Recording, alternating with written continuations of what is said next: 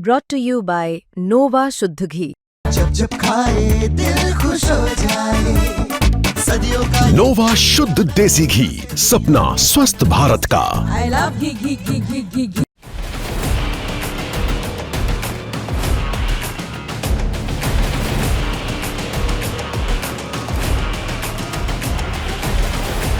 भारत और पाकिस्तान के रिश्ते में जो नहीं होना चाहिए था वो हो गया। पाकिस्तान के साथ खड़े होकर एक देश अब भारत को आंख दिखाने के लिए तैयार नजर आ रहा है। पाकिस्तान ने एक ऐसी डील कर ली है जो बिल्कुल नेटो जैसी है। नेटो समूह के किसी भी सदस्य देश पर अगर किसी ने भी हमला किया तो पूरा संगठन उस देश की सुरक्षा में खड़ा हो जाता है। नतीजन नेटो संगठन एक बहुत मजबूत संगठन माना जाता है। ऐसे ही पाकिस्तान के साथ नाटो जैसी डील कर ली है जिसमें अगर पाकिस्तान पर किसी भी देश ने हमला किया तो उस देश पर हमला जैसा होगा। हैरानी की बात यह कि डील किसी और ने नहीं बल्कि भारत के ही करीबी और भारत के पक्के साझेदार कहे जाने वाले सऊदी अरब ने की है। सऊदी अरब ने पाकिस्तान के साथ एक ऐतिहासिक डील करते हुए पाकिस्तान के लिए रक्षा कवच बनने का फैसला कर लिया है। पाकिस्तान और सऊदी अरब ने एक महत्वपूर्ण रक्षा समझौते पर हस्ताक्षर कर दिए हैं।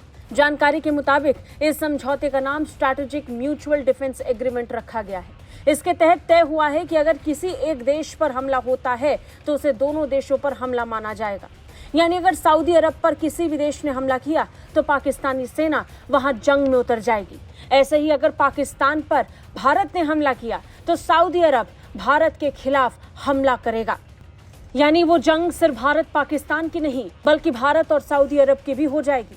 ये समझौता प्रधानमंत्री शहबाज शरीफ की सऊदी अरब यात्रा के दौरान हुआ है। वो रियाद पहुंचे जहां अल यमामा पैलेस में क्राउन प्रिंस और मोहम्मद बिन सलमान ने उनका स्वागत किया। पाकिस्तानी मीडिया रिपोर्ट्स के मुताबिक प्रधानमंत्री कार्यालय की तरफ से जारी बयान में बताया गया है कि यह समझौता दोनों देशों की लगभग 8 दशकों पुरानी साझेदारी पर आधारित है। लेकिन ये एक बड़ा खतरा भारत के लिए है। भारत जो पाकिस्तान में पनप रहे आतंकवाद के खिलाफ एक लंबी लड़ाई लड़ रहा है, उस लड़ाई में सऊदी अरब बाधा बन के कूद चुका है। साझा बयान भी जारी हुआ। बयान में बताया गया कि समझौता सिर्फ द्विपक्षीय सुरक्षा संबंधों को गहरा करने के लिए नहीं है बल्कि इसका मकसद क्षेत्रीय और वैश्विक शांति में योगदान देना भी है। इसमें यह भी साफ कहा गया है कि किसी भी देश के खिलाफ आक्रामकता को दोनों के खिलाफ आक्रामकता माना जाएगा।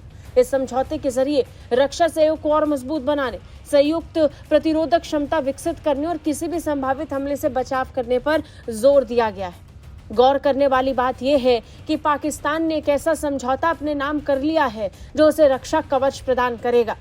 प्रधानमंत्री शहबाज शरीफ जब रियाद पहुंचे तो उनका स्वागत डिप्टी गवर्नर मोहम्मद बिन अब्दुल रहमान बिन अब्दुल अजीज ने किया। इस दौरान उनके साथ विदेश मंत्री शाकदार, रक्षा मंत्री ख्वाजा आसिफ, वित्त मंत्री मोहम्मद औरंगजेब, सूचना मंत्री अताउल्ला त्रार, पर्यावरण मंत्री मुसादिक मलिक और बाकी अधिकारी भी मौजूद थे। यानी अपना लगभग आधा कैबिनेट लेकर शहबाज शरीफ इस दौरे पर पहुंचे जिसका मकसद सिर्फ और सिर्फ अपने लिए सबसे बड़ी रक्षा डील हासिल करना था जो भारत के लिए मुसीबत को बढ़ाने वाला साबित होगा। ब्यूरो रिपोर्ट, भारत तक।